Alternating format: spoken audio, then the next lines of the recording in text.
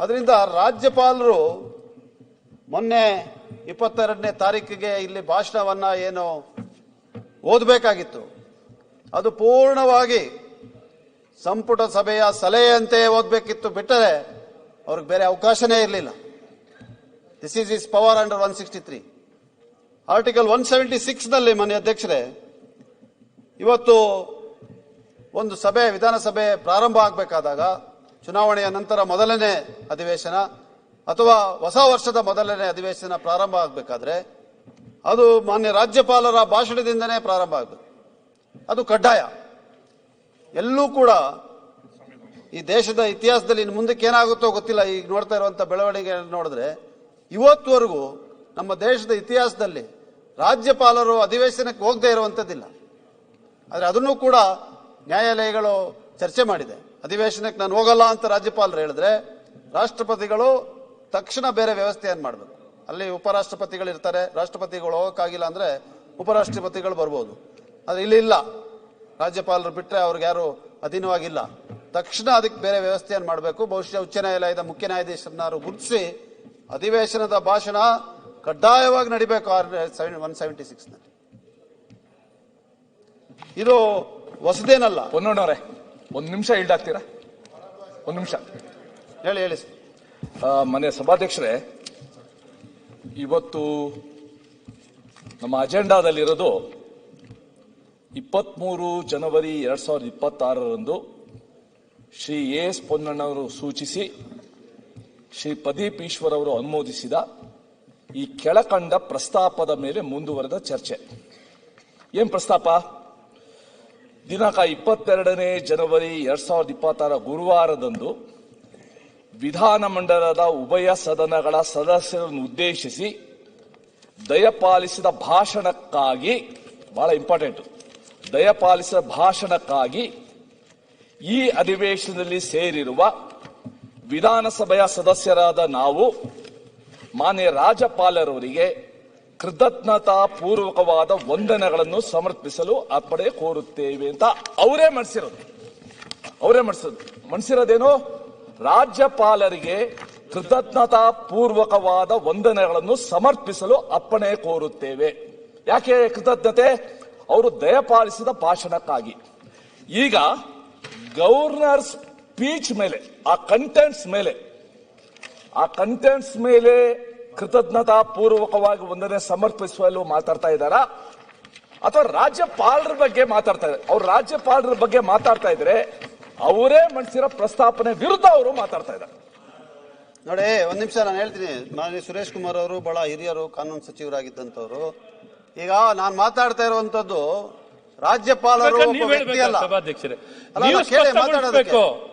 ಅಲ್ಲ, ನಿಮ್ಮನ್ನು ಕೇಳ್ತಿರೋದು, ನೀವು ತೀರ್ಮಾನ ಮಾಡಬೇಕು. ಪ್ರಿಸೈಡಿಂಗ್ ಆಫೀಸರ್ ಅವರು ರಾಜ್ಯಪಾಲರ ಬಗ್ಗೆ ಮಾತಾಡ್ತಿದಾರಾ ಅಥವಾ ರಾಜ್ಯಪಾಲರ ಭಾಷಣದ ಬಗ್ಗೆ ಮಾತಾಡ್ತಿದಾರ ಅಂತ ನೀವು ಸ್ಪಷ್ಟಗೊಳಿಸಬೇಕು.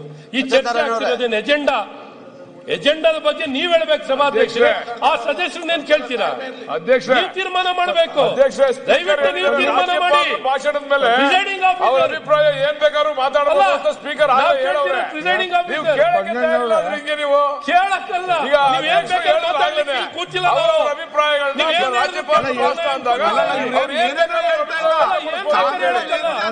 ದಯವಿಟ್ಟು ಏನೇನೋ ಹೇಳೋದಕ್ಕೆ ನಾವು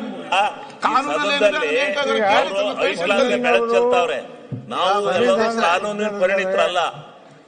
ಮೊನ್ನೆ ಏನು ವಾದ ಮಾಡಿರೋ, ಇವತ್ತೇನು ಅವರು ಸೆಕ್ಷನ್ ಪ್ರಕಾರ, ಕಾನ್ಸ್ಟಿಟ್ಯೂಷನ್ ಪ್ರಕಾರ ನಾವು ಕಾನ್ಸ್ಟಿಟ್ಯೂಷನ್ ಯಾಕೆ ಮಾಡ್ಕೊಂಡಿದೀವಿ ಅದ್ರ ಪ್ರಕಾರ ತಾನೇ ನಡೀಬೇಕು. ರಾಜ್ಯಪಾಲರು ಅವರ ವಿವೇಚನಾ ಶಕ್ತಿ ಏನು, ಅವರ ಅಧಿಕಾರದ ಸ್ಪಷ್ಟವಾಗಿ ಮತ್ತೆ ಅವತ್ತಾಗಿರೋ ಕರ್ನಾಟಕ ರಾಜ್ಯ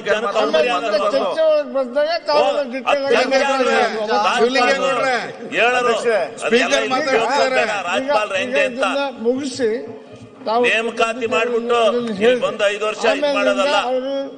ನೇಮಕಾತಿ ಅಂದ್ರು ನಮ್ಮಂಗೆ ಓಡ್ತಾರಲ್ಲ. ಇವರು ಕಾನೂನಿಗೆ ಮಾತಾಡ್ತಾ ಇದ್ದಾರೆ. ಹಿಂಗೆ ಮಾತಾಡ್ಬೇಕು ರಾಜ್ಯಪಾಲರು. ಒಂದೊಂದು ಅವಕಾಶ ಮಾಡಿಕೊಡಿ. ನೀವು ರೂಲಿಂಗ್ ಚರ್ಚೆ ನಿರ್ಣಯದಲ್ಲಿ ದಯವಿಟ್ಟು ರೂಲಿಂಗ್ ಕೊಡಿ. ಮುಗಿಸಿ ಅವರು ಮಾಡಿಕೊಡಿ. ಅವಕಾಶ ಇದೆ ಅಲ್ಲ, ಇದಕ್ಕೆ ಅವಕಾಶ ಇನ್ನೊಂದು ಜಾಸ್ತಿ ಸಮಯ ಕೊಡಬೇಕು.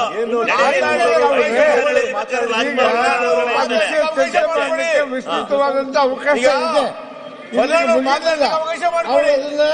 ಅಧ್ಯಕ್ಷರೇ ಅವಕಾಶ ಮಾಡಿ ಮಾತಾಡ್ಲಿಕ್ಕೆ ಅವ್ರು ಕರೆಕ್ಟ್ ಮಾತಾಡ್ತಾ ಇದಾರೆ.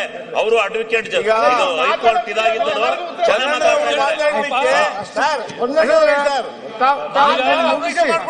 ಮುಗಿಸಿದ ಮೇಲೆ ಅಧ್ಯಕ್ಷರೇ ದಯಮಾಡಿ ಅವ್ರು ಮಾತಾಡ್ಲಿಕ್ಕೆ ಅವಕಾಶ ಮಾಡಿಕೊಡಿ.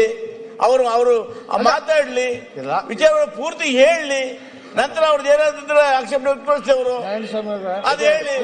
ನೀವು ಮಾತಾಡ್ಲಿಕ್ಕೆ ಬಿಡಲಿಲ್ಲ, ಬರ್ಬೇಕಲ್ಲ. ನೀವು ಮಾತಾಡ್ಲಿಕ್ಕೆ ಬಿಡಲಿಲ್ಲ ಹೇಗೆ? ಆಮೇಲೆ ಇವ್ರದ್ದು ಆಕ್ಷೇಪಣೆ ಮಾತಾಡ್ಲಿ ಇವರು. ಅವ್ರು ಮಾತಾಡಿದ್ದಾರೆ.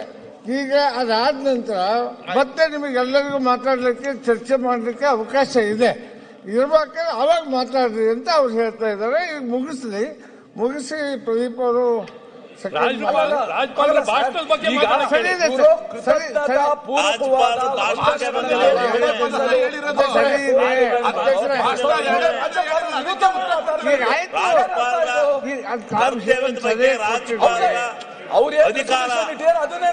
ನಿಯಮಗಳ ಬಗ್ಗೆ ಮಾತಾಡ್ತಾ ಅಷ್ಟೇ. ಅವರು ಇನ್ನು ಚರ್ಚೆಗೆ ಬಂದಿಲ್ಲ. ರಾಜ್ಯಪಾಲರವರಿಗೆ ಕೃತಜ್ಞತಾ ಪೂರ್ವಕವಾದ ವಂದನೆಗಳನ್ನು ಸಮರ್ಪಿಸಲು ಅಪ್ಪಣೆ ಕೊಡ್ತೇನೆ. ಅಪ್ಪಣೆ ಕೊಟ್ಟಿದ್ದೀರಾ, ಕೃತಜ್ಞತೆ ಅರ್ಪಿಸಲಿ. ಸುರೇಶ್ ಕುಮಾರ್ ಸರ್ ಗೌರವ ಸೂಚಿಸ್ತೀವಿ. ಇದು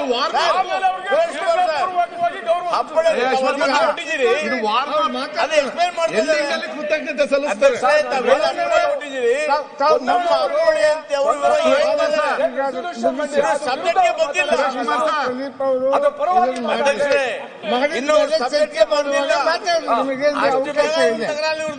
ಆಯ್ತು ಸರ್, ಈಗ ಇದು ವಾರ್ಮ್ ಅಪ್, ಲಾಸ್ಟ್ ಅಲ್ಲಿ ಕೃತಜ್ಞತೆ ಸಲ್ಲಿಸ್ತಾರೆ. ಇದು ವಾರ್ಮ್ ಅಪ್ ಗೊತ್ತಿದೆ. ಸಭಾಧ್ಯಕ್ಷರೇ ರೂಲಿಂಗ್ ಕೊಡಿ. ಮಾನ್ಯ ಅಧ್ಯಕ್ಷರೇ, ಈಗ ಒಂದು ನಿಮಿಷ ಕೇಳಿ ಉತ್ತರ ಕೊಟ್ಬಿಡ್ತೀನಿ ನಾನು. ಮಾಡಿದ್ದೇನೆ. ಬಹುಶಃ ಸುರೇಶ್ ಕುಮಾರ್ ಅವರು ಮುಗಿಸಿ. ನಾನು ಹೇಳಿದ ಇಷ್ಟೊತ್ತು ಹೇಳಿದ ಅರ್ಥ ಮಾಡ್ಕೊಂಡಿಲ್ಲ ಅಂತ ಅನಿಸ್ತದೆ ನನಗೆ. ಟಿವಿ ವಿಕ್ರಮ, ದೇಶ ನಿಮ್ಮ ಕೈಯಲ್ಲಿ. ಈ ಕಾರ್ಯಕ್ರಮ ನಿಮಗೆ ಇಷ್ಟ ಆಗಿದ್ದಲ್ಲಿ ಲೈಕ್, ಶೇರ್ ಹಾಗೂ ಕಮೆಂಟ್ ಮಾಡಿ. ಟಿವಿ ವಿಕ್ರಮದ ಕಾರ್ಯಕ್ರಮಗಳನ್ನು ನಿರಂತರವಾಗಿ ವೀಕ್ಷಿಸಲು ಸಬ್ಸ್ಕ್ರೈಬ್ ಮಾಡಿ, ಬೆಲ್ ಐಕನ್ ಒತ್ತಿ.